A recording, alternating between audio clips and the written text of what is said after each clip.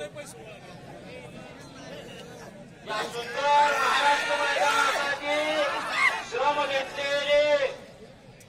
या मंडळाचे अध्यक्ष बाळासाहेब दादा सोलार, कार्याध्यक्ष हनुमंतराव बापू लाड, उपाध्यक्ष हिम्मतराव निवृत्ती पवार, सेक्रेटरी मुकुंद दिगंबर जोशी, खजिनदार अशोक पांडुरंग पवार, सहसेक्रेटरी गुलाब साहेबजी मुलानी आणि सहखजिनदार विश्वास पवन पवार या सर्व मंडळींना आणि त्यांच्या पाठीशी ठाम असणारे क्रांती उद्योग समाजाचे नेते अरुणांना सांगली जिल्हा मध्यवर्ती बँक